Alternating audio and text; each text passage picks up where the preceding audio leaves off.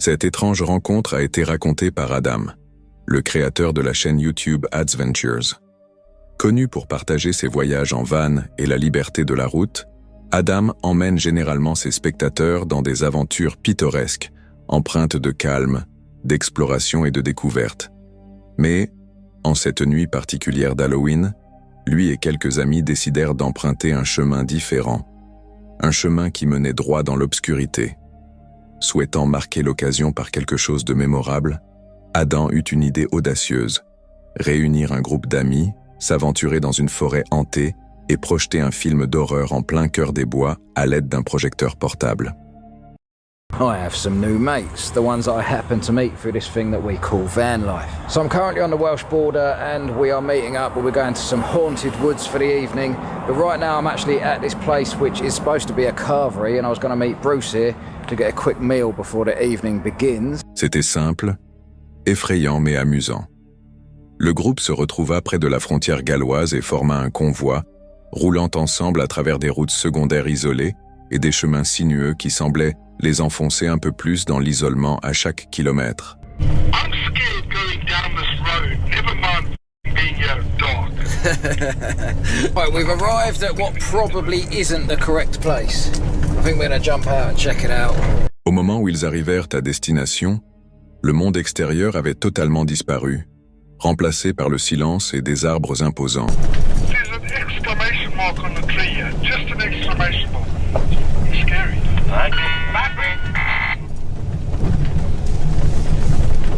Bruce, what's happened, mate? You seem to have gone offline.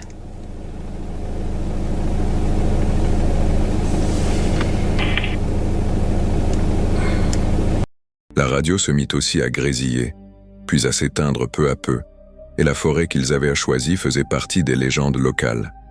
Dense, isolée, et depuis longtemps réputée hantée, elle constituait le décor parfait pour leur soirée cinéma d'horreur. Alors qu'ils commençaient à installer le projecteur et l'écran, quelque chose d'inattendu vint interrompre leur excitation. Un son faible et lointain résonna, venu du plus profond des arbres. What was that? What was that? Do you know that I've recorded? Did you hear that? Yeah, I actually did. Like a low. Was that Oslo? No, that was over there. Tout le monde s'arrêta. Au début, ils pensèrent que le bruit venait de l'un des leurs, mais il devint vite clair que ce son provenait bien de la forêt. Il ne se répéta pas. Il ne s'expliqua pas. Il s'évanouit simplement dans le silence, laissant derrière lui une tension lourde que personne ne parvenait à chasser. Pourtant, ils continuèrent, déterminés à profiter de la soirée. Bientôt, le projecteur s'alluma, projetant des scènes d'horreur sur un drap tendu entre deux arbres. Mais à mesure que la tension du film montait, le malaise réel, lui, s'infiltrait doucement autour d'eux dans la forêt. Hey, Mom? Dad? Oslo, where's it? Mom?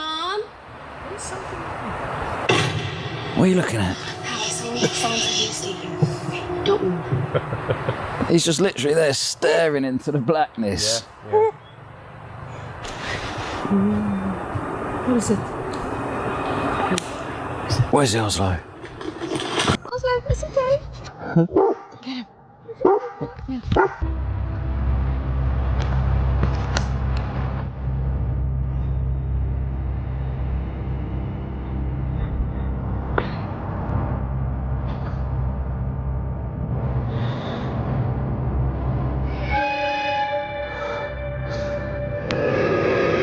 Puis, sans aucun avertissement, la caméra principale qu'ils utilisaient pour documenter la soirée se figea puis s'éteignit. Aucune erreur, aucune batterie déchargée, juste un arrêt soudain et complet. La batterie affichait plus de 70%, mais la caméra refusa de se rallumer. Ce qu'ils ont capturé juste avant la panne est ce qui rend cette vidéo si glaçante. If you notice the last clip that my camera filmed, just before it cut out, you can see it was like a cold rush of wind just flew straight at me. It was so weird, it felt so out of place, and you can see it on the screen. You can see all the dust and all this madness just flying towards the camera, and then it cuts out. So I have to come to the conclusion that yes, those woods were indeed extremely haunted. Une brusque rafale d'air glacé s'est soudainement dirigée droit vers l'objectif de la caméra, soulevant feuilles et poussières dans un souffle étroit et étrange. Elle était rapide, ciblée et complètement silencieuse jusqu'au moment de l'impact. La caméra s'est coupée dès qu'elle a été touchée. Personne dans le groupe ne pouvait l'expliquer. Une seconde, ils filmaient, la suivante, ils se retrouvaient dans l'obscurité, leur matériel ne répondant plus, et la forêt redevenue mortellement silencieuse. Le groupe resta juste assez longtemps pour récupérer leurs affaires avant de décider de partir. Ce qui avait commencé comme un défi d'Halloween amusant s'était transformé en quelque chose de tout autre. La panne de la caméra, la rafale glacée, le son étrange dans la forêt. Tout cela ne laissait qu'une seule conclusion. Ils n'étaient pas seuls. Jusqu'à aujourd'hui, Adam et ses amis n'ont aucune explication sur ce qui s'est passé. La défaillance du matériel était-elle simplement une malchance, ou avait-il mis le pied dans quelque chose qu'il n'aurait jamais dû déranger? Quelle qu'en soit la cause, une chose est sûre, cette forêt ne voulait pas d'eux. Certaines expériences ressemblent à des scènes de films jusqu'à ce que la peur devienne réelle. Cette nuit-là, dans les bois, Adam et ses amis ont appris que quand on cherche le surnaturel, on pourrait bien le trouver. Et après ce qu'ils ont vécu, une chose est certaine, ils ne regarderont plus jamais un film d'horreur en pleine forêt.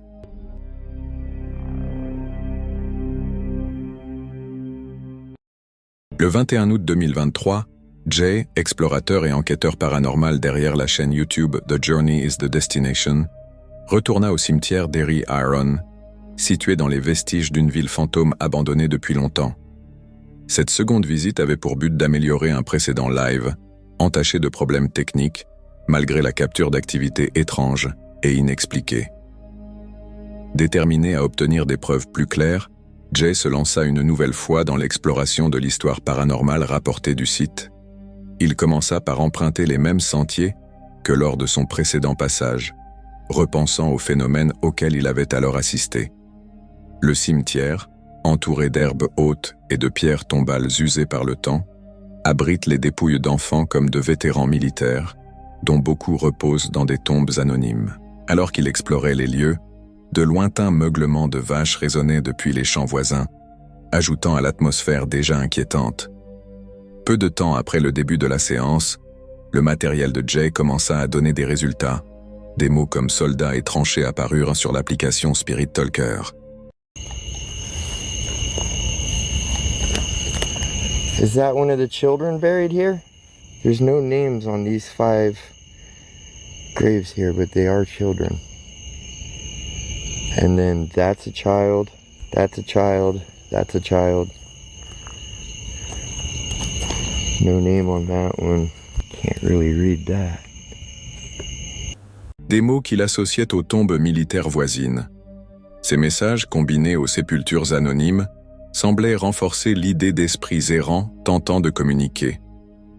Il se souvint d'une visite précédente au cours de laquelle il pensait avoir vu, au loin, quelque chose changer de forme, une silhouette qui semblait se transformer sous ses yeux. Ce souvenir lui revint brutalement lorsque la même terminologie commença à réapparaître durant la séance, avec des références à un changeur de forme et des phrases évoquant la transformation. They take other forms. They take other forms? The shapeshifters? Oh my god, I'm freaking out right now. Especially knowing that I've had some experiences out here and I've seen some stuff I can't explain out here.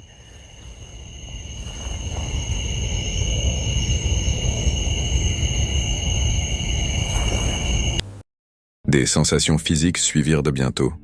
Des frissons soudains et la chair de poule, que Jay interpréta comme de possibles signes d'une présence proche. Plus loin dans l'enquête, des mots plus inquiétants apparurent.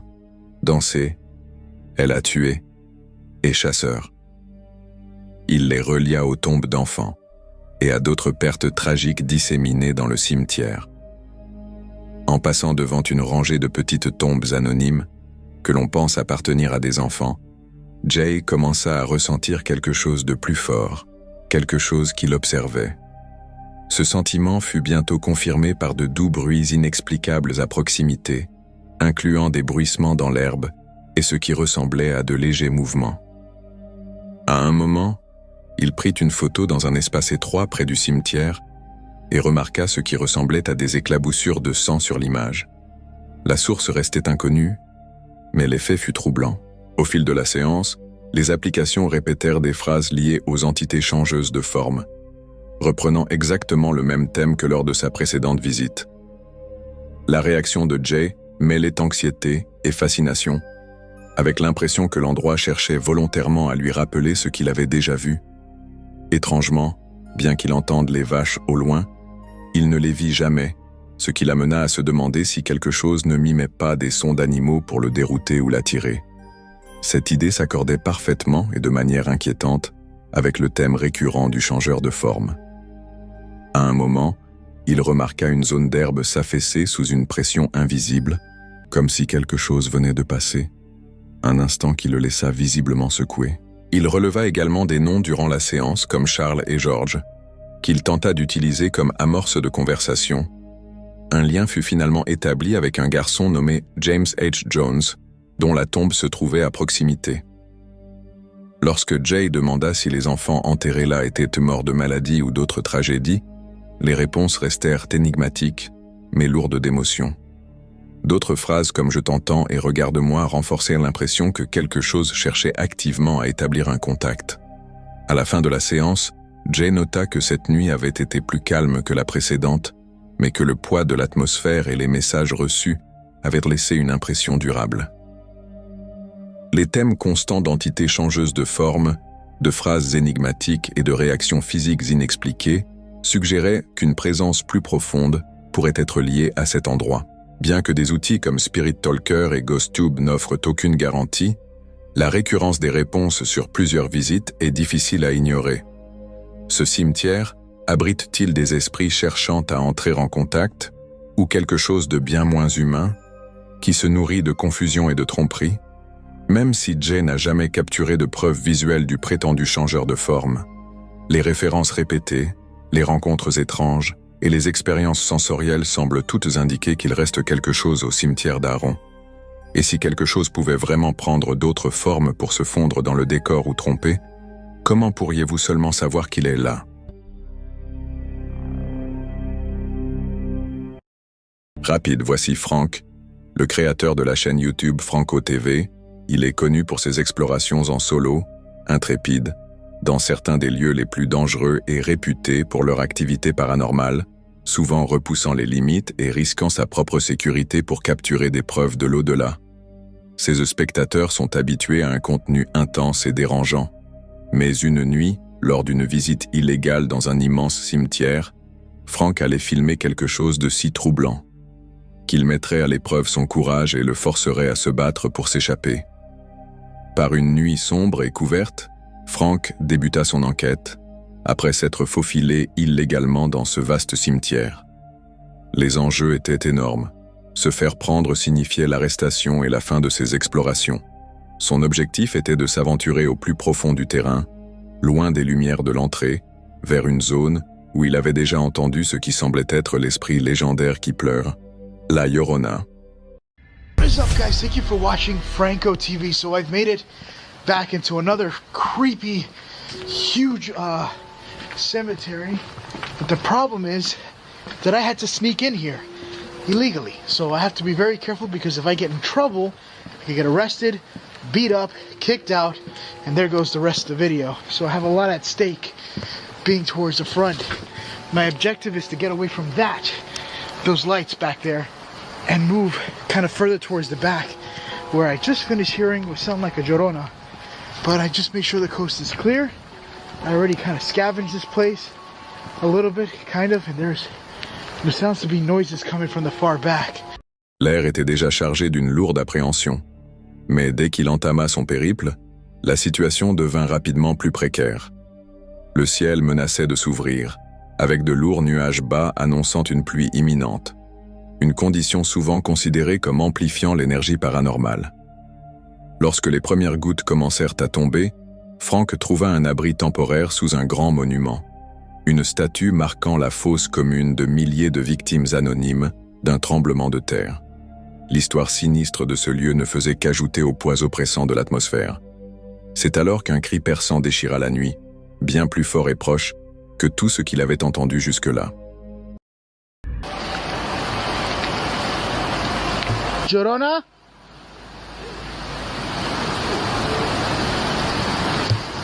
I could still technically hear something. Hola!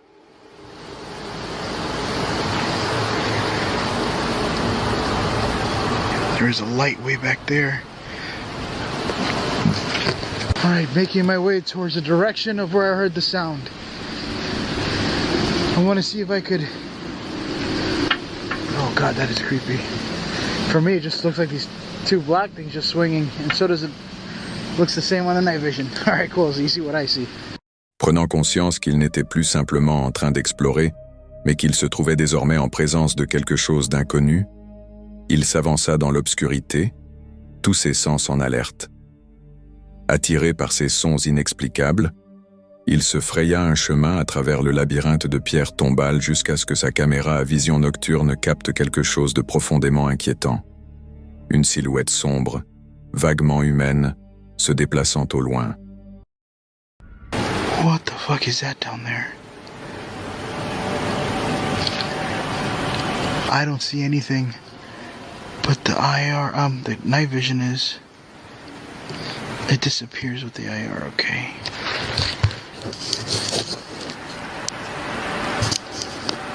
What the hell is that? There's something black. Look at that. What is that? Oh, is that a person? Pendant un instant, il pensa qu'il pouvait s'agir d'un agent de sécurité, mais son mouvement silencieux et fluide suggérait le contraire. La silhouette se déplaçait avec une grâce surnaturelle, avant de disparaître dans l'ombre, laissant Frank se demander ce qu'il venait réellement de voir. Oh. Listen.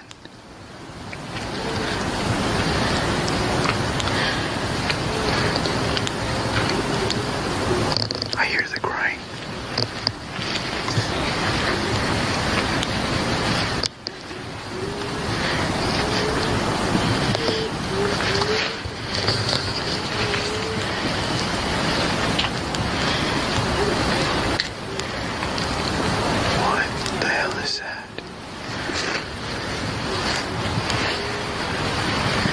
Sounds like a human.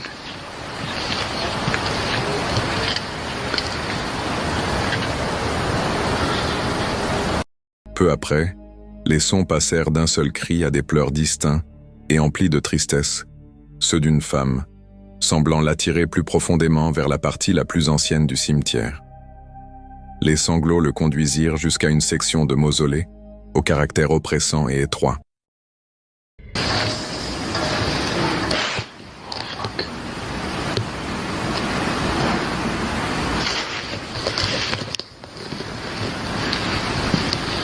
I just got a loud bang.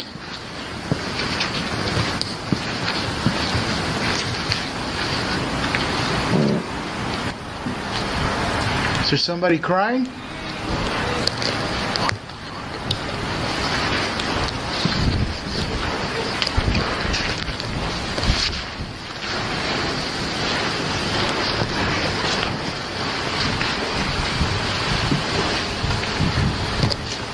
That could probably be the wind, but it is freaking me out. I'm trying to see what the hell it is.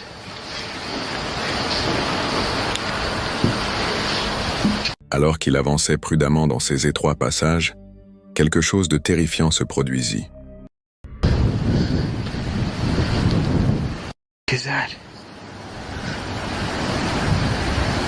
What the? Hola? Shit, the noises are creeping me out. Hola? Une tête d'un noir profond surgit soudainement de l'embrasure d'une tombe, le fixa un instant d'un regard glaçant, puis se retira rapidement dans l'obscurité. Hola? Something literally just stuck out through here. I had literally seen what looked like a black head stick outside the room just staring at me. I seen it. I got it on the night vision as well. And it was looking at me right from these doors. Secoué mais déterminé, Frank s'approcha de la pièce, la main posée sur le couteau qu'il portait pour se protéger. Alors qu'il se tenait devant l'embrasure, un nouveau son retentit. Un rire moqueur, désincarné, résonnant dans l'obscurité tout autour de lui. Comme invoqué par cette présence malveillante, la pluie légère se transforma en un orage torrentiel. Frank était piégé. Il se réfugia à l'intérieur même du mausolée où l'entité était apparue, prisonnier à la fois de la tempête et de l'esprit. Pendant plus d'1 heure, il resta coincé à l'intérieur de la tombe, tandis que le cimetière, à l'extérieur, commençait à s'inonder, transformant le sol sacré en un marécage boueux. So it is raining really bad outside, and I'm using a different camera because the audio sounds horrible on my night vision because it's really like sound sensitive. But look at this. So it has been about 30 minutes and I'm still stuck in here. It's raining so bad outside that it's drenched. I know I have this on, but I'm scared because I have my book bag over there, and if that gets soaked and wet, it's done. And I have another book bag in my chest. I don't know if you can see it, but it's like this big lump. That's the one with my knife and stuff. But it is raining horribly bad. It doesn't stop. Oh my God, the whole floor, the whole thing is flooding. Today definitely did not go as I expected. But you can see the floor starting to flood. Il semblait que l'entité qui l'avait attiré là l'avait maintenant exactement où elle le voulait. L'orage était-il une simple coïncidence ou un piège calculé tendu par cette présence qu'il avait rencontrée, attiré par des sanglots, observé par une silhouette obscure et piégé par une inondation soudaine?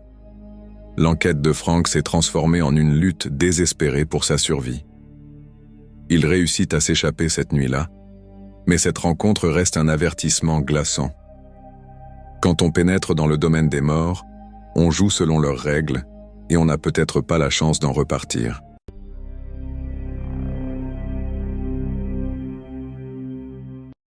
Mise en ligne le 8 mai 2023, cette vidéo commençait comme beaucoup de vlogs de voyages joyeux, remplis d'optimisme, de plaisanteries légères et de l'excitation de commencer un nouveau chapitre. Jen et Will, accompagnés de leur chien Tucker, venaient tout juste de quitter la Floride pour se lancer dans la vie en camping-car à temps plein. Avec leur nouvelle caravane à sellette, Fifth Wheel Trailer, et un camion qu'ils avaient affectueusement nommé, d'après des personnages de la série Yellowstone, leur morale était au beau fixe. Leur première grande destination, la Nouvelle-Orléans. L'ambiance était légère lorsqu'ils dirent au revoir à leur famille, s'installèrent dans leur maison sur roues et se mirent à rêver aux aventures à venir. Today we are getting on the road and heading all the way out west to California. But yeah, it's just kind of a little sad this morning. Of course it's raining and kind of set like a sad undertone to the day because we're leaving Matt. My parents came down to Florida for a couple weeks. They left this morning, so a lot of goodbyes happened today. We had a little bit of crying. No, I'm not about to cry. We already had our cries this morning, but we're trying to be positive. We're about to hit the road and head to New Orleans today. Really, truly, this is our first big like RV trip. I know. You know, going out west. Like we've RV'd, but we haven't adventured in this yet. Also, when we did our full tour of our new fifth wheel, we completely forgot to tell you guys what we decided to name our truck and our fifth wheel. I know. How did we forget that? If you guys are fans of the show Yellowstone, Will and I are big fans of the show. So we decided to name the truck Rip and the Paradigm Beth. So Rip's pulling Beth along down the road, and I think our trip just looks like Rip. Like if you watch the show and you know Rip's personality, like this truck just fits Rip. Au début, l'ambiance resta positive. Ils documentaient les améliorations apportées à leur camping-car, partageaient quelques frustrations liées à des livraisons endommagées et tentèrent de profiter au maximum de leur paisible emplacement, juste à l'extérieur de la ville. Jen, toutefois, commença à ressentir une étrange maladie. Pas vraiment un rhume, mais quelque chose de plus déroutant. Elle la décrivit comme un étourdissement constant, semblable à un vertige, lui donnant la sensation d'être déconnectée et d'avoir la tête légère. Malgré cela, elle continua, se reposant quand nécessaire tandis que Will s'occupait des courses et de petites réparations. We just finished a couple things outside. We were trying to install a bed cover that we got from eTrailer, but it actually came a little bit damaged in the shipping, so they're gonna actually figure it all out for us, whether it's getting a new one or getting new parts to fix that. But we were planning on doing that today now that we finally had some peace and space here at this campground. So that kind of sucks we can't install that today, but we did get our Max Chalks out for the first time and put those on. Now we are going to be putting our new mattress in our bedroom, which I'm excited about because so far we've been sleeping on the mattress that came with the fifth wheel, which I have to say wasn't terrible compared to like most built-in RV mattresses, but it is pretty firm and I wake up sometimes and my shoulders falling asleep. So I'm very excited to put our new Brooklyn bedding mattress in. So I think Will's gonna come in. I'm gonna use today as an opportunity to wash the sheets since we're changing the mattress out. And we have tons of boxes that we need to take to the dump. So hopefully there's a dump around here. I'm taking a little break just to rest because I'm feeling pretty under the weather. And it's weird because it's definitely like a chest cold, but I don't even feel that bad there. It's more, I think, the inner ear canal feels like I have fluid in it or something, so it feels like constant vertigo. So I just kind of feel like I'm in a dream state all the time, like I'm high on some NyQuil or something. So I'm just trying to like somewhat productive today and kind of be easy on myself. So we'll see. It's a really nice day, so I'll just get done as much as we can. Finalement, ils s'aventurèrent en ville. La Nouvelle-Orléans était vibrante et chaotique, pleine d'énergie, mais pas forcément accueillante. Le couple admit s'être senti hors de leur élément. Le bruit, la foule et l'imprévisibilité de l'animation du centre-ville les laissaient sur leur garde. Ils mirent cela sur le compte du week-end férié, jusqu'à ce que quelque chose de bien pire se produise.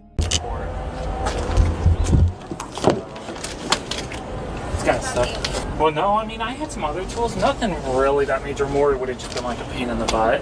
But they didn't take any of that. Truthfully, it was stuff like, you know, toe straps and that light dad got me. They took all that? No, I'm saying all that stuff, it's not worth value. Yeah. But it would have been a pain in the butt to go and get all that stuff again. I know. You know? Okay, let's leave. Well, New Orleans put a little damper on our trip. So we truthfully didn't feel the most comfortable in New Orleans, being completely honest. We were kind of like, hey, it's St. Patrick's Day weekend and maybe people are just being a little crazy. We didn't know if we'd ever really come back, to be honest. And then we came out to the car and I'm like, Jen, why'd you leave the window down? And she's like, I didn't leave the window down. And I'm like, get closer, and I'm like, somebody busted out our window. So we didn't really have anything of value sitting out. No, luckily, I had a really nice Craftsman toolkit my parents bought me for Christmas years ago. I had it under the seat if it was in here, but we were doing a bunch of work on the RV yesterday, and I think I pulled it out for that. Keep your fingers crossed. I think it's in the RV, so. Yeah, so we're a little rattled right now. We're here at a Lowe's that we're gonna go into and try to get the stuff to like patch the window real quick. Yeah, my guess is we're supposed to be leaving tomorrow morning. My guess is we'll have to get it fixed in Waco when we get there. Yeah, which is our next stop. Which is our next stop, and you know, I don't even know. Maybe we'll call the insurance company. Maybe we won't, depending on how much it is, if it's worth filing a claim and all that. So. Yeah. De retour à leur véhicule stationné près du camping, ils découvrirent la vitre du camion brisée. Des éclats de verre jonchèrent les sièges. Au début, la confusion, puis une prise de conscience douloureuse. Ils avaient été cambriolés. Des outils, des sangles et des objets personnels avaient disparu. Rien de grande valeur monétaire, mais tout était utile, et certains objets irremplaçables. Pour aggraver les choses, leur chien Tucker se trouvait dans le camion et avait failli marcher sur les morceaux de verre. Le reste de la nuit fut consacré à aspirer les éclats, à sceller la fenêtre avec du ruban adhésif et à évaluer ce qui pouvait être récupéré. Secoués et frustrés, ils hésitaient entre faire une déclaration d'assurance ou simplement réparer et continuer leur route. La police fut informée, mais le couple savait qu'il y avait peu d'espoir de récupérer quoi que ce soit. Ce qui faisait le plus mal, ce n'était pas le vol, c'était la violation. Savoir que quelqu'un les avait ciblés en plein jour alors qu'ils essayaient simplement de profiter de leur premier grand arrêt sur la route. À la fin de l'épisode, ils n'étaient plus de simples touristes découvrant une ville. Ils étaient des voyageurs pressés de quitter cet endroit. Jen et Will admirent qu'ils s'étaient sentis en insécurité pendant une grande partie de leur séjour à la Nouvelle-Orléans, un sentiment qu'ils avaient essayé de nier jusqu'à ce que l'incident rende impossible de l'ignorer. Avec leur prochaine étape en vue, ils prirent la route, la vitre scellée avec du plastique, les émotions à vif, la confiance ébranlée. Ce n'était pas le genre de contenu qu'ils avaient prévu de créer. La transition de la célébration à l'anxiété est ce qui rend cette vidéo si marquante. Elle capture une réalité brutale souvent absente des vlogs de voyage bien polis. Quand votre maison est sur roue, vous n'êtes pas juste un visiteur, vous êtes exposé, vulnérable. Chaque lieu est un risque, et parfois, ce risque devient réel. Ils quittèrent la Nouvelle-Orléans avec plus qu'une vitre cassée. Ils repartirent avec une perspective changée. Parce que quand votre sécurité semble fragile et que votre espace est violé, la route paraît un peu plus longue et beaucoup moins libre.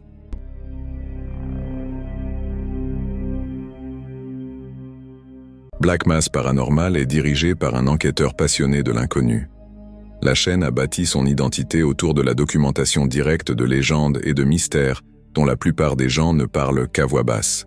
Mais cette fois, l'enjeu est encore plus grand. Armé d'une caméra, d'un drone et d'une curiosité sans limite, l'animateur se lance dans ce qui pourrait être l'une de ses aventures les plus dangereuses, traquer les insaisissables, et peut-être mortellement dangereux, humains sauvages des Appalaches. Le voyage commence dans les Smoky Mountains, l'un des parcs nationaux les plus visités d'Amérique, et, ironiquement, l'un des plus mystérieux.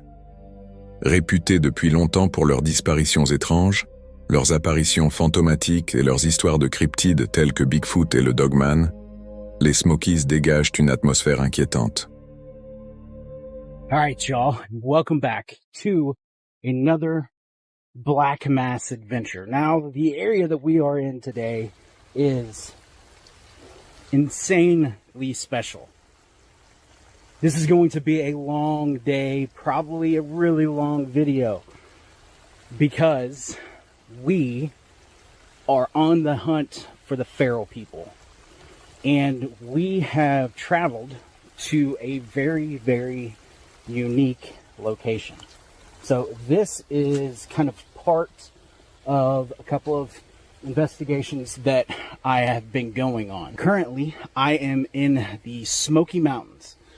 For those of you all who don't know, the Smoky Mountain National Park is actually one of the most visited parks in America, over California even. So what's interesting is that this area is known for its cryptids, its hauntings, its disappearance of people, strange mysteries, aliens, UAPs, ghosts, goblins, Sasquatch, Dogman, and of course, the feral people. Now, the feral people is a topic that has fascinated me ever since I was a kid.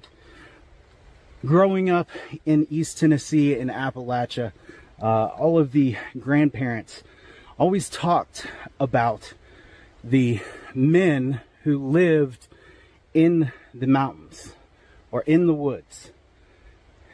They described these people as being extremely aggressive. They were known to attack women, known to attack children. Cette aventure ne se limite pas aux histoires de fantômes, elle concerne quelque chose de bien plus troublant. Depuis des générations, les habitants de la région transmettent des récits sur des êtres humains sauvages, semblables à nous, vivant au cœur des montagnes. Mais pour l'animateur de Black Mass Paranormal, il ne s'agissait pas d'une simple légende. C'était un mystère digne d'être élucidé. Il se lance en pleine journée, convaincu que la lumière du jour apporte plus de crédibilité que la peur de la nuit. Alors que la caméra tourne, il précise qu'il ne part pas à la chasse au Bigfoot ni à la poursuite de lumières fantomatiques. Cette fois, il s'agit de mettre au jour des preuves de l'existence d'une population que le gouvernement semble nier. Eyewitness came forward and said that while they were walking around Cade's Cove, they saw what looked to be a very big, hairy man carrying something over his shoulder and running quickly away. Others described seeing these feral people living throughout the Cades Cove area, and even all the way up to West Virginia. There have been reports of these feral beings, these feral humans running and living throughout the Appalachian Mountains. But the Smokies National Park is one of the most recognized for feral people activity. Over the past couple years, I have decided to start searching for evidence of these feral people. Now, in my travels, I have found some pretty damning evidence. I have experienced somebody screaming. I think it felt like it was just an intimidation thing to get me out of the way. I have found bare human footprints in areas where nobody would be taking their shoes off. Like, it would just be stupid. I've found hardened sticks that look to be used as some sort of spear. Des humains sauvages, vivant peut-être en groupes tribaux, utilisant d'anciens réseaux de tunnels pour rester cachés. Son enquête le conduit à un endroit situé juste à l'extérieur de Gatlinburg, dans le Tennessee. So in 2019, there was a family that traveled to the Smoky Mountains and decided to go for a hike. They went to an area that's called Porter's Creek. This is a pretty kind of off the beaten path, mundane area outside of Gatlinburg that a lot of people don't really think about going to. And in this adventure, the little boy kind of stumbled and found a hole in the ground. Well, this hole led to a 5.7 mile underground tunnel system. Now, the state of Tennessee wants to recognize this tunnel system as being created by clever moonshiners. However, I don't think that moonshiners would put themselves in a position where they could literally be caught in a hole.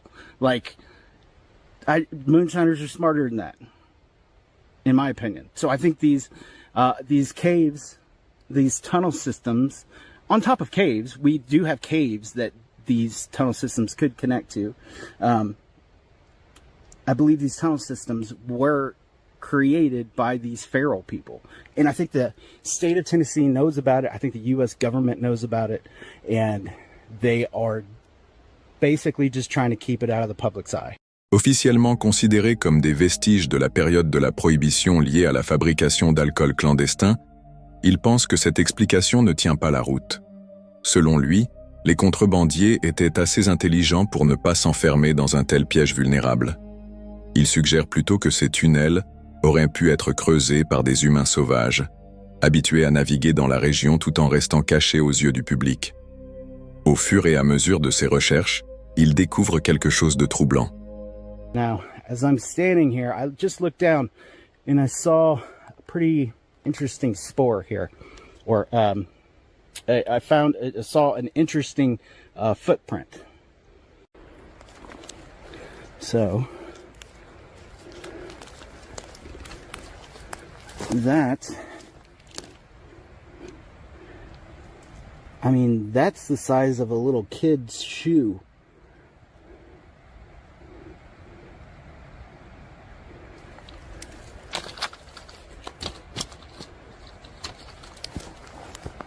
Oh shit, there's a bear. Hold on.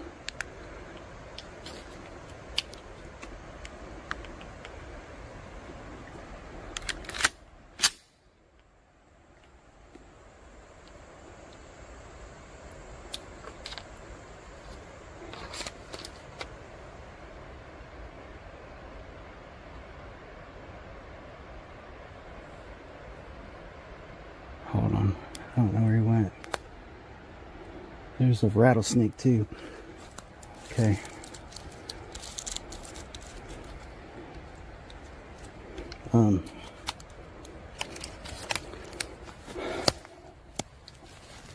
Here is that is a pretty small footprint, but it does look to be kind of barefoot. You have a toe here, and a big toe here.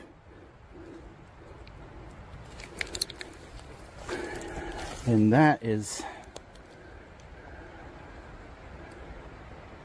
heading up in this direction.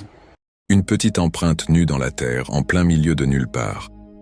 Elle est étrangement humaine. Pourtant, ce n'est clairement pas un endroit où quelqu'un marcherait pieds nus. Sans personne autour, cette empreinte en dit long. Quelques instants plus tard, il est surpris par la présence d'un grand serpent à sonnette, un rappel très réel du danger qui l'entoure. Malgré les menaces bien tangibles de la nature, il continue de se concentrer sur ce qu'il pense se cacher sous la surface. Plus tard, alors qu'il grimpe sur un terrain plus élevé, une sensation oppressante le frappe.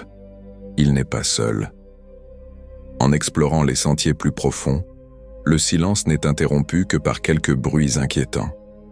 Ce n'est pas un homme qui fuit des ombres, c'est quelqu'un qui les poursuit activement, essayant de percer le voile de mystère qui enveloppe les Smoky Mountains. Il n'y a pas de confrontation spectaculaire, pas de sursaut, seulement ce sentiment croissant que plus il s'enfonce, plus il se rapproche de quelque chose qu'il ne devrait pas voir.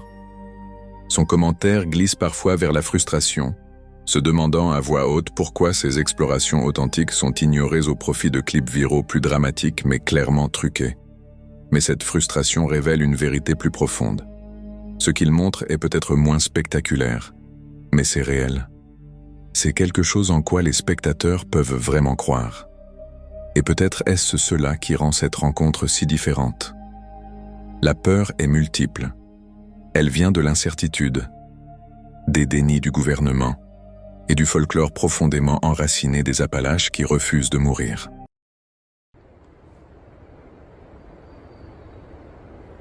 That was a weird noise.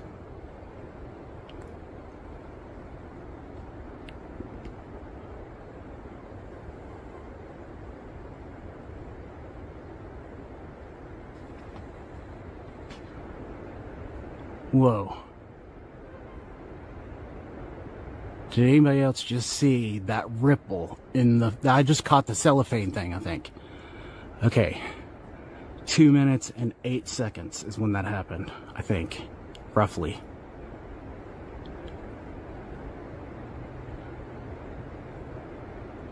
I've had a weird-ass feeling, y'all.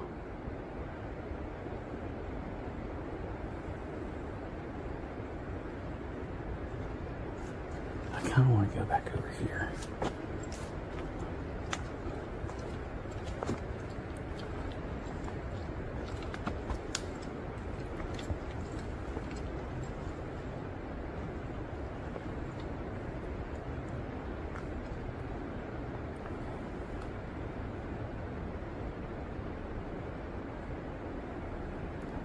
I'm hearing some like pretty large movement.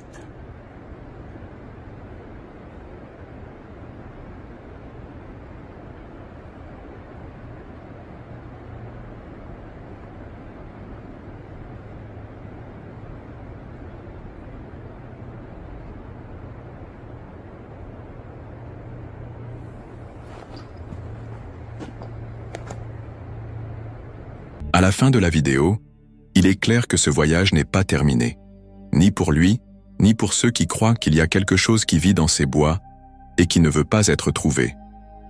Que pensez-vous de cette rencontre? Donnez-moi votre avis.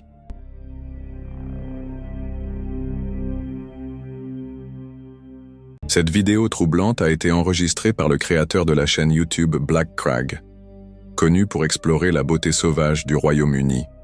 Habituellement, ces vidéos allient des images cinématographiques à une profonde appréciation de la nature. Mais cette fois, l'aventure a pris une tournure bien plus sombre. Ce qui avait commencé comme une exploration ordinaire est rapidement devenu une expérience qui l'a visiblement bouleversé, laissant les spectateurs avec plus de questions que de réponses. Tout commence avec une légende locale. Le Crier of Cliff, un esprit mélancolique censé hanter la région après être mort d'un chagrin d'amour.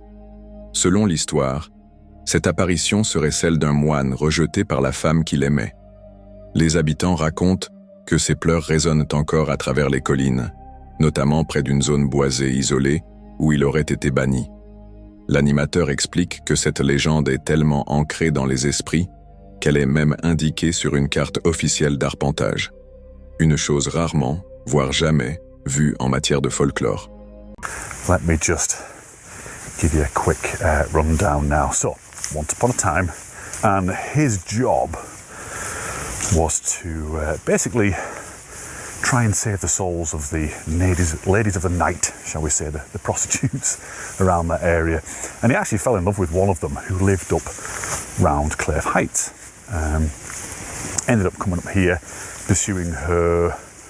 She spurned his advances, and he basically went nuts and ran around crying and wailing and all that kind of stuff, and eventually died of a broken heart.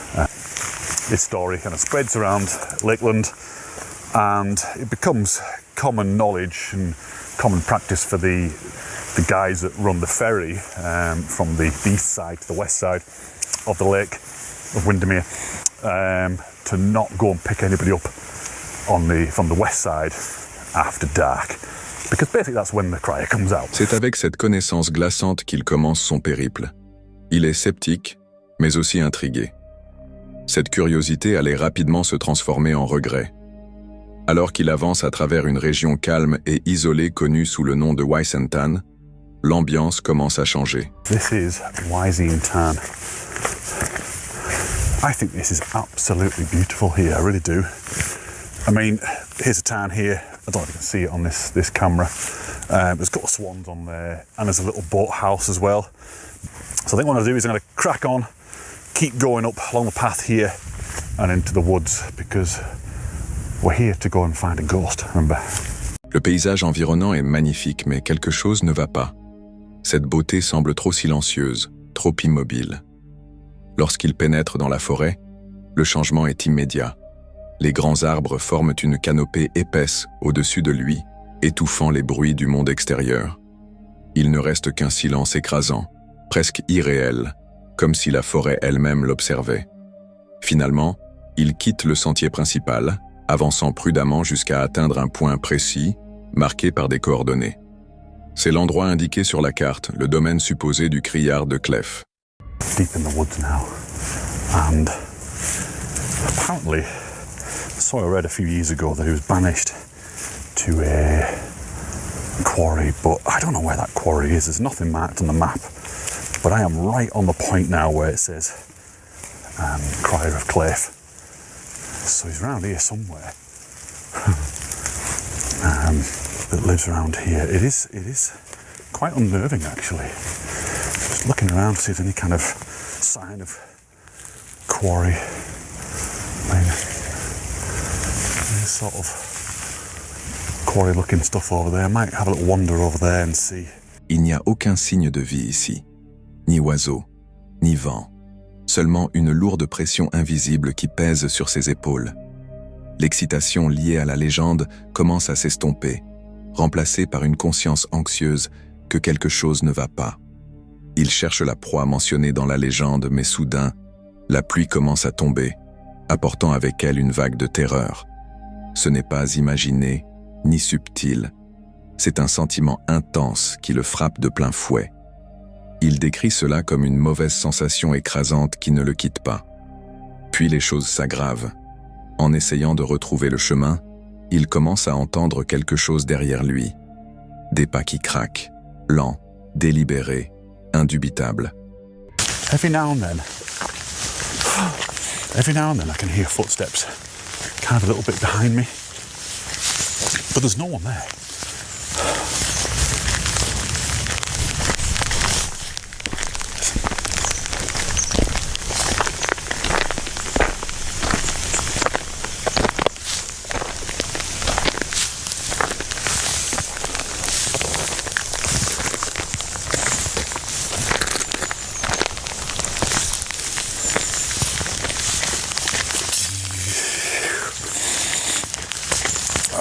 freaked. I hope you heard that. Your footsteps right behind me. Right, this is really weird. I'm gonna get the hell out of these bloody woods. Il s'arrête, se retourne, ne voit rien mais le bruit continue. Ce rythme indubitable de quelqu'un ou quelque chose qui le suit de près. Il n'est plus sûr de lui, plus calme. La peur prend le dessus. Il tente de fuir, quittant le sentier pour s'enfoncer plus profondément dans la forêt, espérant semer ce qui le suit. Mais cela ne fait qu'empirer. Du coin de l'œil, il aperçoit des éclairs de mouvement juste en dehors de son champ de vision. Chaque fois qu'il tourne la tête, cela disparaît. Right. I've moved into the woods, away from the track and the footsteps, but I keep seeing somebody behind me. Every time I look, he's gone.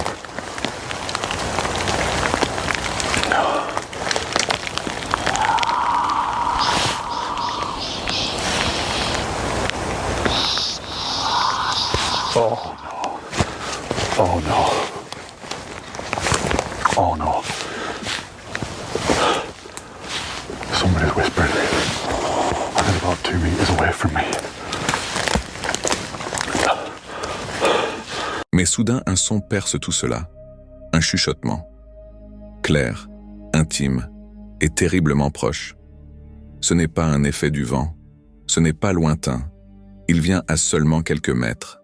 Sa panique se transforme en une terreur totale. Il avoue face à la caméra qu'il se sent mal, physiquement malade à cause de la peur. I can't even put into words what the hell's going on right now. Just lost in these damn woods. You know, I've walked in here a lot, but I don't recognise any of it. I don't know if you heard that whispering a minute ago, but oh my god, I feel sick.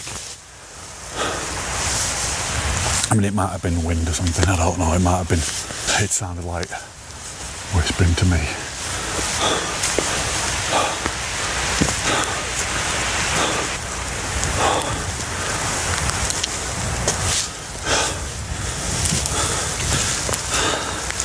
Black mushrooms. Il ne reconnaît plus la forêt. Il est perdu.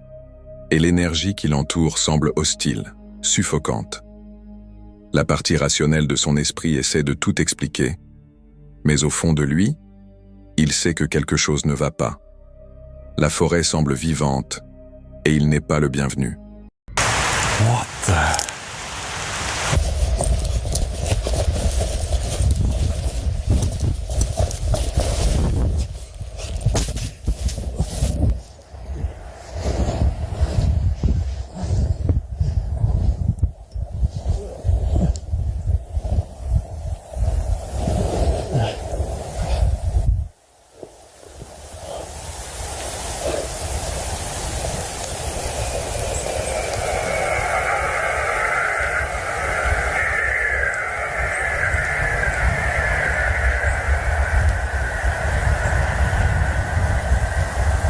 Les dernières minutes de la vidéo sont chaotiques. Sa caméra capture des mouvements rapides et tremblants alors qu'il court, désespéré de s'échapper. Il ne cherche plus la légende, ne filme plus pour le divertissement. Il veut juste sortir de là. Mais quoi que ce soit qui se trouvait dans ces bois ce jour-là, cela ne se montre jamais. Cela ne confirme jamais son identité. Cela reste simplement là, dans le silence et dans les lourds pas laissés derrière lui. Certaines histoires restent des histoires, mais d'autres, comme celle du Crier of Cliff, semblent s'assombrir à mesure qu'on s'en approche. Le créateur de Black Crag était parti documenter une légende. Au lieu de cela, il a peut-être croisé quelque chose qui n'a jamais voulu être trouvé.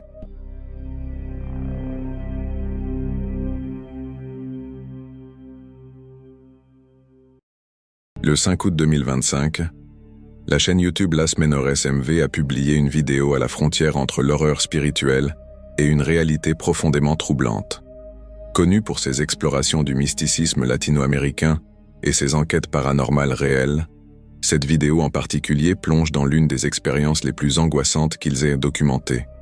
Une rencontre qui a commencé par un geste d'aide apparemment innocent, mais qui a rapidement dégénéré en quelque chose de dangereusement rituel. L'histoire débute lorsque la chaîne tente d'apporter son aide à une personne connue localement sous le nom de Bruja Juanita, une femme décrite comme profondément immergée dans la sorcellerie. Contrairement à beaucoup qui gardent leurs pratiques secrètes, Juanita s'était forgé une réputation dans son village par sa présence audacieuse et son lien supposé avec des forces obscures. Les habitants l'évitaient complètement ou la traitaient avec un respect méfiant.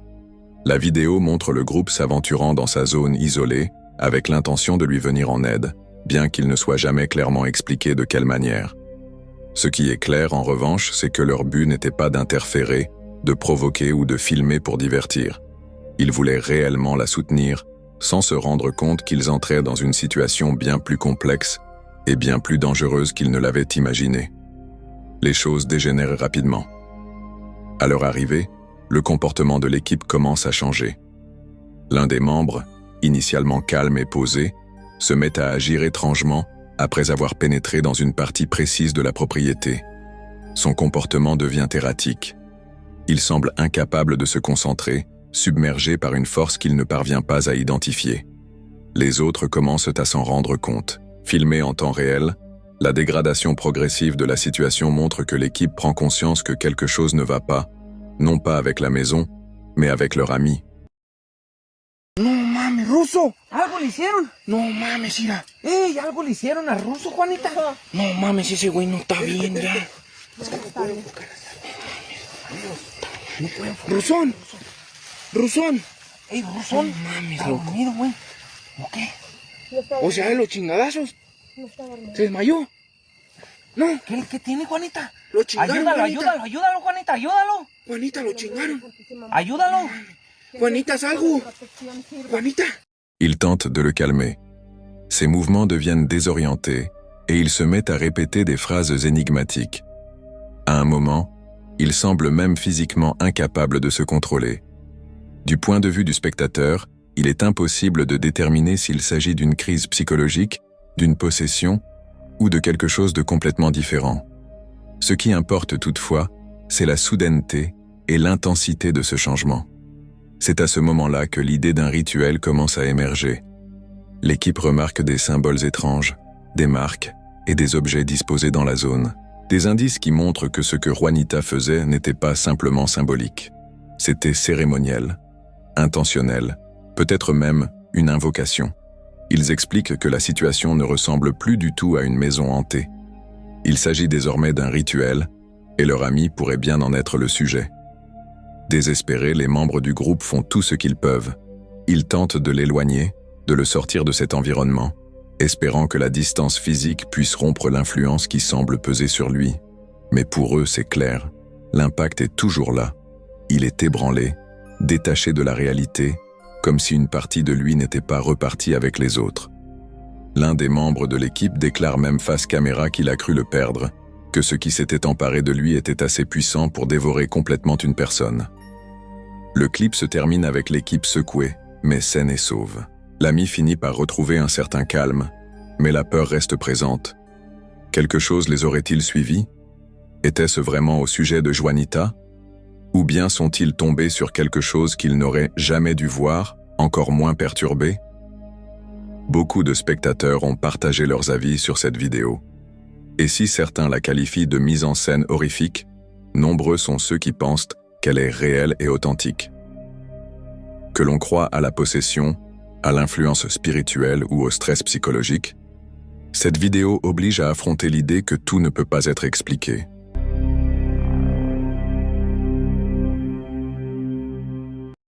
Katie Holmes est une youtubeuse spécialisée dans le camping en solo, connue pour son mode de vie minimaliste en pleine nature. Elle n'a rien d'une novice lorsqu'il s'agit de vivre dans des conditions rustiques. Katie s'épanouit hors réseau. Ses vidéos transmettent généralement une sensation chaleureuse et apaisante, un lien profond avec la nature.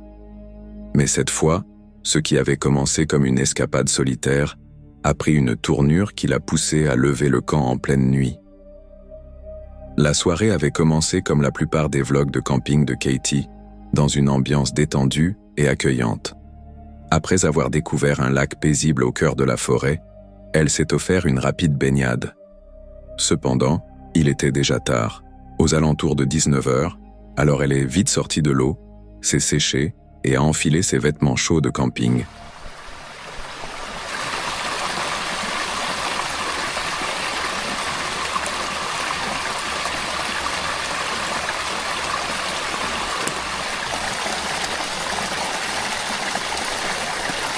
I've had my little dip, but I do need to get a move on because, well, it's kind of late. It's around 7 p.m. right now, and I'm chilly as well. So I need to get dressed. I need to go for a wander. I need to find a spot first of all to actually camp. I was going to try and camp around the lake, but there are no flat spots that aren't boggy. There's a lot of boggy bits, and the mozzies are a bit of a problem. So I'm gonna go ahead and get dressed. I'm gonna go on a wander and we're gonna find a spot. Oh, it's cold, let's go.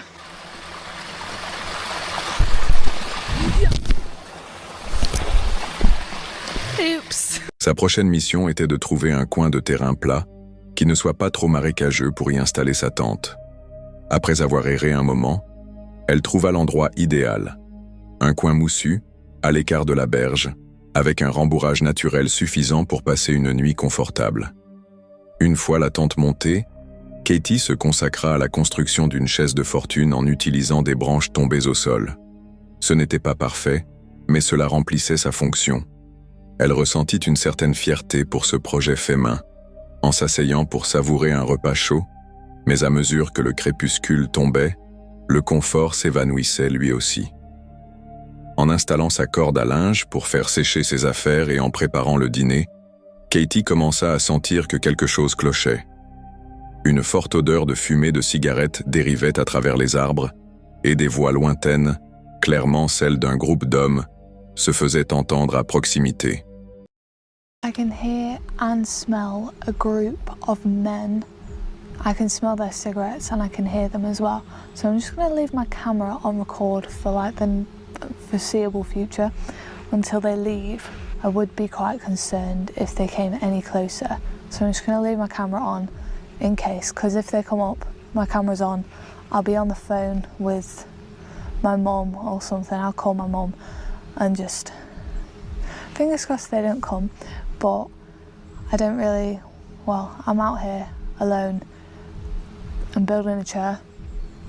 They might be harmless, but it's better safe than sorry. So if you ever are in a situation like this, put your camera on record and call someone. It's the best thing you can do. Oh, and maybe have a knife on hand. No, I'm joking about that last bit. Or am I? I don't know if you can hear that, but the scary men are now playing music and smoking cigarettes. Okay, if you're playing music on a speaker, loud, in a forest, which is very peaceful, and chain-smoking cigarettes, you're not good vibes. If you can hear that, I'm sorry, because it's also ruining my time. Même si elle ne les vit pas tout de suite, le son d'une musique forte provenant d'une enceinte confirma rapidement qu'il campait dangereusement près. Gardant son calme, Katie laissa sa caméra tourner. C'était une décision intelligente. Si quelque chose arrivait, elle aurait des preuves. Elle prit également soin de rester hors de vue, sachant que camper seule, surtout en tant que femme, exigeait une vigilance extrême. Ses instincts étaient aiguisés et, bien qu'elle ait d'abord tenté d'ignorer la gêne et de continuer son dîner, l'anxiété ne cessait de croître. Finalement, les hommes remarquèrent la lumière de sa lampe à travers les arbres et s'approchèrent de son campement. Ils se montrèrent décontractés, voire amicaux, lui proposant de la bière et l'invitant à se joindre à eux. I've got my chair finished. I do believe it's time for some dinner. An update on the men. They are staying over there, probably about 50 meters away from me. They came over to say hello. They said they saw a light, which is this light. And they said hello, invited me for beers and for dinner. I said, no, thank you. Yeah, hopefully all is good. I'm sure everything will be fine. First of all, I don't drink, so, like, I just said, you know, sorry I don't drink, but, you know, and I've had dinner already, which I haven't. I'm just making my dinner now. I don't really encounter people often. It's not a common occurrence. They're also still playing music, which is kind of annoying. Ooh. Well, never mind. Let's get some dinner on, shall we? I've got my dinner finished. I do believe it's time for some dinner. An update on the men. They are staying over there, probably about 50 meters away from me. They came over to say hello. They said they saw a light, which is this light. And they said hello, invited me for beers and for dinner. I said, no, thank you. Yeah, hopefully all is good. I'm sure everything will be fine. First of all, I don't drink, so, like, I just said, you know, sorry I don't drink, but, you know, and I've had dinner already, which I haven't. I'm just making my dinner now. I don't really encounter people often. It's not a common occurrence. They're also still playing music, which is kind of annoying. Ooh. Well, never mind. Let's get some dinner on, shall we? I'm absolutely starved. Bien que le groupe ait fini par s'éloigner, ils continuèrent à jouer de la musique à plein volume jusque tard dans la nuit. La tranquillité que Katie avait construite autour d'elle s'était complètement évaporée. Après avoir tenté de se calmer et de manger, Katie prit la difficile décision d'abandonner son campement. Il était presque minuit. Elle plia silencieusement sa tente et ses affaires, en veillant à ne pas faire de bruit ni attirer l'attention sur elle. La forêt, habituellement un lieu de guérison et de sérénité pour elle, lui semblait désormais imprévisible. Well, it is currently around midnight right now. I've just packed up my bag and my tent because I don't know if you can hear that, but the music is really loud. I don't feel safe here, so I'm gonna head back to the car now. I'll see you there.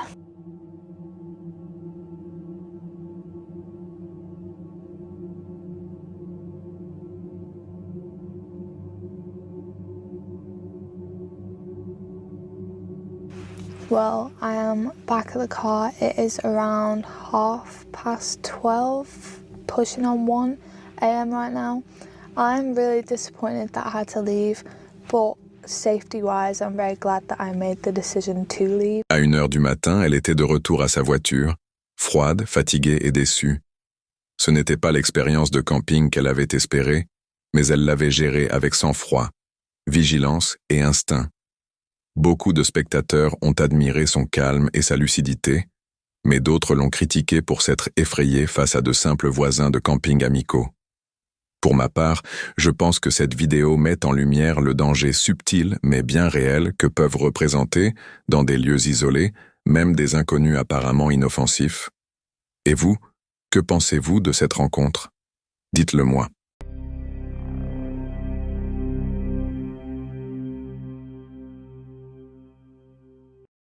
Le 1er août 2025, Paul Sinclair, la voix derrière la chaîne Truth Proof, a mis en ligne une vidéo qui commençait comme une simple mise à jour paysagère, mais qui s'est rapidement transformée en la documentation d'une rencontre glaçante, ajoutant un nouveau fil à la vaste tapisserie des phénomènes inexpliqués au Royaume-Uni. Connue pour ses enquêtes sur d'étranges lumières, des activités paranormales et des apparitions mystérieuses, la chaîne de Paul s'est forgée une réputation grâce à un récit ancré dans la réalité, fondé sur des témoignages directs. Cette vidéo en particulier, filmée au sommet des falaises de Bampton, dans le Yorkshire, débuta comme beaucoup de ses autres enregistrements. We just got a sunset at Bampton tonight, and we might be doing a paranormal update later. And if this never makes it to screen, obviously you know nothing's happened. But it just might do. This would be the entry for the paranormal update. Obviously if this makes it to YouTube, you know something's happened and you're going to hear something.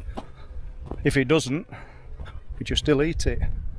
but I didn't think I could not show you guys this amazing sunset. And we'd need to be a little bit further up to get full benefit of that, but we'll just put up with a lot of swallows about. How good is that? And there's Ian and everyone else up there, and I'm going to have a walk back towards them shortly, and I'll be updating you guys if and when anything happens in the next 2 or 3 hours. Au fil de la soirée, il mentionna que rien d'étrange ne s'était encore produit, mais qu'il voulait filmer un court segment, juste au cas où. Cette décision allait s'avérer judicieuse par la suite. Alors qu'il marchait le long du sentier, Paul tomba par hasard sur un homme nommé Gary, un observateur d'oiseaux qui avait passé la journée à scruter le ciel depuis les falaises. Ce qui avait commencé comme une simple conversation amicale se transforma en un témoignage direct d'une observation vraiment étrange datant de 2017, une histoire que Paul n'avait encore jamais entendue et que Gary accepta de raconter devant la caméra, même s'il préférait rester en grande partie hors champ. Do we say your name? Yeah, my name's Gary. I'm going to put it like that so that it can pick you up the audio, because I never expected to bump into somebody. Hi everyone, Paul Sinclair here, Truth Proof. Well, I've just bumped into a guy who's been bird spotting for a day, and he's just heading home. And Gary's just told me about something that you saw, but where was it, Gary? So yeah, the encounter, it was at Walsden in Todmorden area, sort of just on the Yorkshire-Lancashire border. It was like one evening, I was just looking out of the skylight of the house that I lived in at the time, and I saw this orange light actually emerge out of the hillside. So it actually came out of a hill? It came out of the hill itself, yeah. How high was the hill? Probably about 15-20 feet. Right, and it definitely came out outside of it? It came out of the side of the hill, yeah. The hill's a bit of a strange sort of feature in the landscape anyway. So it's not a burial mound then? I don't think it's a burial mound. It's got a double conical shape. So it rises, falls, and then rises again. Okay. And it came out of the hillside, yeah. I'm just putting it on helicopter as you're talking, nothing else. It was so surprising. Yeah. Gary raconta que, des années plus tôt, alors qu'il se trouvait dans la région de Todmorden, à la frontière entre le Yorkshire et le Lancashire, il regardait distraitement par la fenêtre de toit lorsqu'il fut témoin d'un phénomène qu'il ne pouvait expliquer. Sortant directement du flanc de la colline, apparut une sphère orange lumineuse, non pas volant au-dessus de lui ou descendant du ciel, mais s'élevant depuis la terre elle-même. Ce n'était pas un ovni volant à haute altitude et disparaissant au loin. L'objet flottait à seulement 4 à 6 mètres du sol et passa devant lui à une altitude remarquablement basse, assez près pour qu'il distingue clairement sa forme et sa couleur. Il décrivit la sphère comme ayant à peu près la taille d'un ballon de football ou de basket, rayonnant d'une lumière orange intense et laissant derrière elle une traînée visible, presque comme l'étincelle d'un bâton lumineux dans la nuit. Ce qui l'avait vraiment troublé, c'était la direction d'où elle venait, non pas du ciel ou de la cime des arbres, mais de la colline elle-même. L'idée qu'une chose puisse soit émerger du sous-sol, soit utiliser la terre comme un voile, était, selon ses propres mots, inoubliable. Probably about, if I had to guess, maybe like rose to like 20 feet above my head. Oh, so it's low. It's low. Yeah, so it's low enough for me to actually get good eyes on it. So it's 20 feet above your head, so you get a good idea of how big it was, the size of a football, or? Yeah, probably about the size of a football or a basketball. It didn't stick around. It just instantly took off. And I'd imagine that surprised you. High rate of speed, yeah. I was my mouth was open. What it fear or just amazement? Amazement. Really? So as you're retelling this story, Gary, I'm just looking at an helicopter on the sea here, so people realise we are in real time up on Bempton Cliffs. So today, what did you come up here for then? It was a day at the seaside at Filey Beach. Then I thought I'd quickly just come to Bempton for, see the gannets. I'm keen to stress, because this is totally random, we've never met. No, never. No, and Paul Sinclair being a little bit cheeky, guys, and he's asked this guy if he's seen anything unusual, and he's told me about this incredible orange orb that's come out of the side of a hill. And it just goes to show though, doesn't it?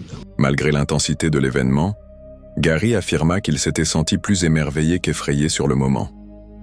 Paul, visiblement intrigué, fit remarquer que la région de Todmorton possède déjà une riche histoire liée aux ovnis et à d'étranges apparitions. Surnommée l'allée des ovnis par certains chercheurs, la zone a fait l'objet de nombreuses enquêtes au fil des ans, et cette observation marquante ne fait qu'ajouter à son mystère.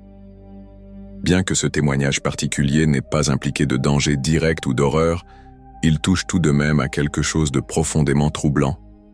L'idée que nous ne comprenons pas pleinement la terre sous nos pieds, ni ce qui pourrait s'y déplacer.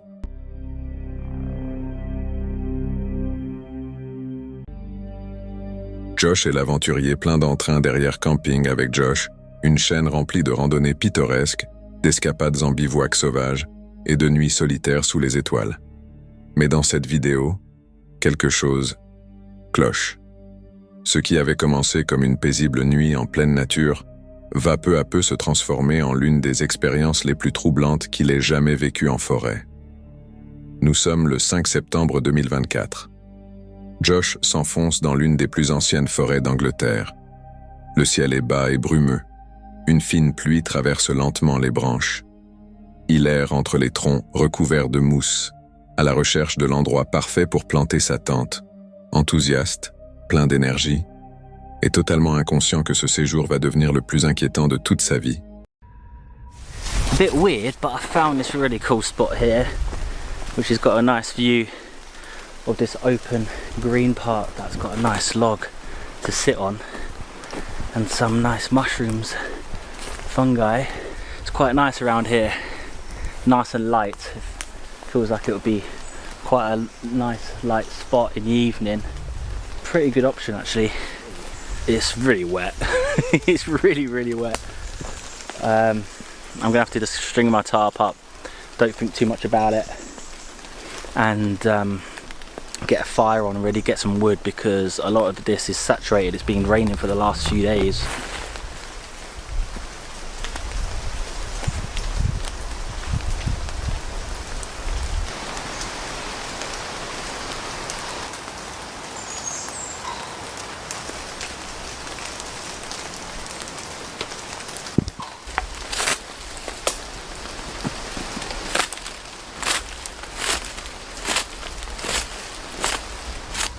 Après une longue marche, Josh finit par trouver une petite clairière idéale pour tendre sa bâche.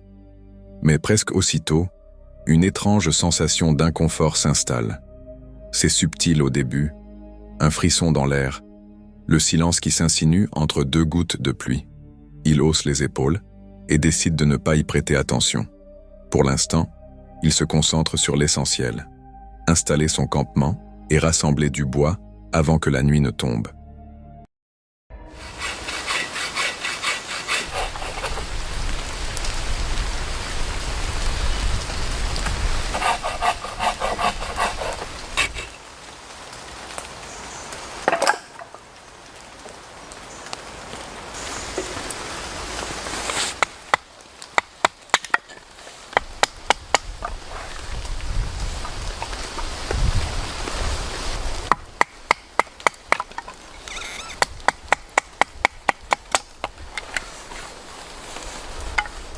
Alors qu'il est accroupi près de son tas grandissant de bois, quelque chose remue dans les broussailles, juste hors de vue. Ce n'est ni le vent, ni la pluie. Le bruit est trop volontaire.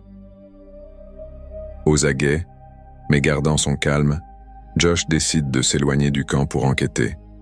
Ses yeux scrutent les arbres à la recherche du moindre mouvement, tandis que ses oreilles guettent un nouveau son.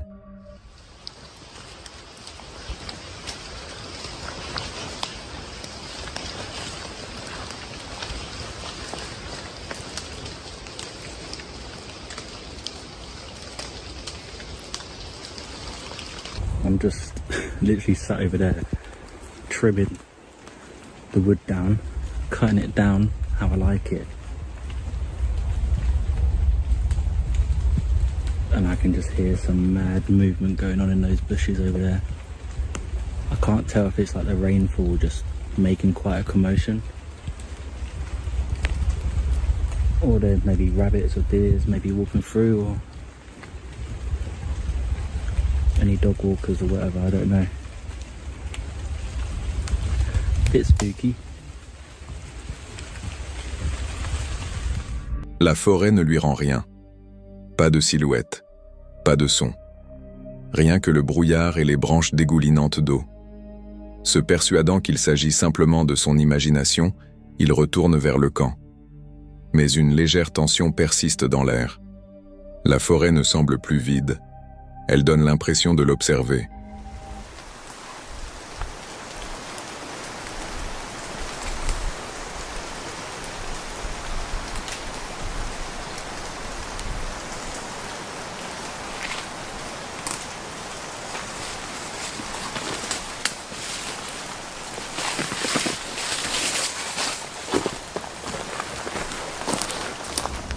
Mais ces pas-là n'étaient pas les siens, ni imaginés, lourds, lents et délibérés. Ils résonnent à travers les arbres comme quelque chose qui avance avec une intention précise. Josh attrape sa lampe de poche et repart vérifier, son excitation laissant désormais place à la méfiance.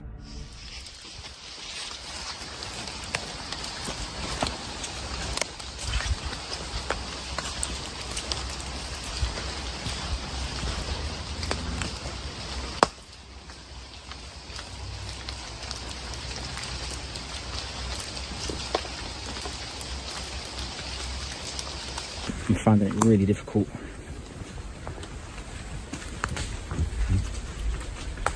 Do you know what I mean? You heard that.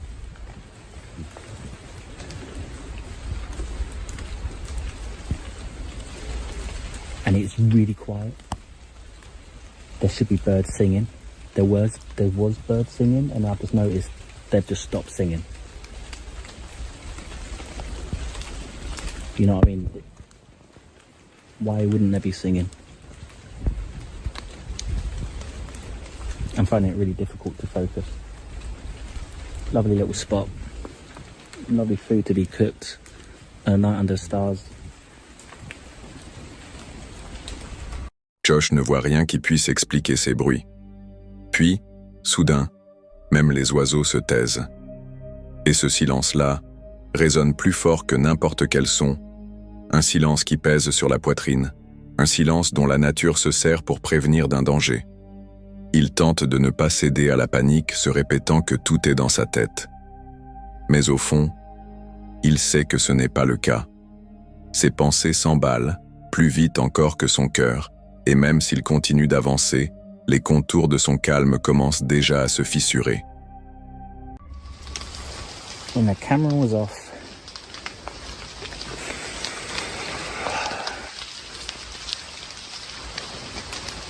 I heard some really heavy movements in the bushes, and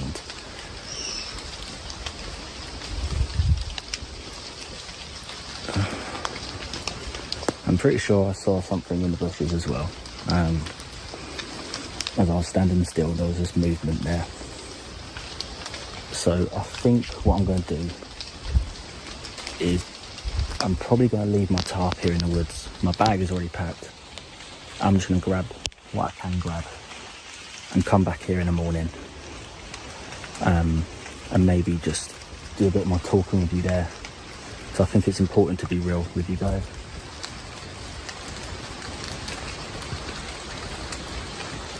Yeah, I'm gonna pack up. I guess I could take this tarp away, but I just don't really want to. Alright, I'm gonna go, guys. Chaque instinct lui hurle de partir. Des formes semblent se mouvoir juste au-delà de la lumière du feu, et le bruissement revient. Plus proche, cette fois. Une ombre glisse furtivement à la lisière du camp. Josh n'est pas étranger aux nuits étranges en pleine nature, mais celle-ci est différente. La tension ne faiblit pas. Elle monte. Quoi que ce soit, là dehors, ça ne recule pas. et pour la première fois depuis le début de ce séjour, il ressent un véritable danger. Hello.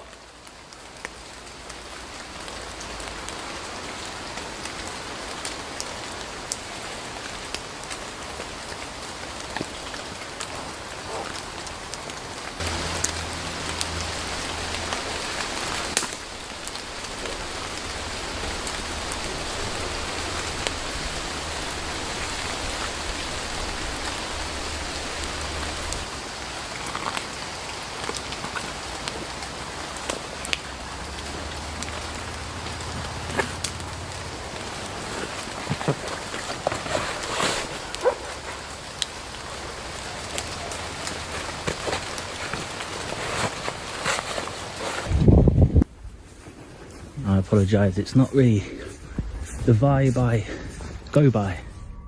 Alors que le crépuscule tombait et que ses nerfs cédaient, Josh rangea ses affaires en hâte, les yeux scrutant sans relâche la lisière des arbres, la respiration lourde dans sa poitrine. Il appela même à haute voix, espérant entendre une réponse, une voix humaine, un randonneur, n'importe quoi. Mais la forêt lui répondit par un silence total. Et ce silence lui suffit. Plus de doute, plus d'attente. D'un dernier regard par-dessus son épaule, Josh enfila son sac et quitta les lieux. Vite, d'un pas régulier, sans jamais se retourner. Lorsqu'il sortit enfin de la forêt, la pluie tombait toujours et le brouillard s'accrochait encore aux arbres, mais quelque chose avait changé. Il était en sécurité, oui, mais pas rassuré. Josh ne saura peut-être jamais ce qui rôdait là cette nuit-là, animal, humain ou toute autre chose. Mais il avait écouté son instinct, et cet instinct fut peut-être ce qui lui sauva la vie. Car, au cœur des terres sauvages, là où l'aide est loin et où les ombres circulent librement, la différence entre une histoire à raconter et une tragédie peut tenir à la vitesse avec laquelle on choisit de partir. Et parfois, les moments les plus troublants ne viennent pas de la nature elle-même. Parfois, ce n'est pas la forêt qui vous met mal à l'aise, mais les gens qui s'y trouvent. Et pour ce campeur noir, cela devint plus qu'évident.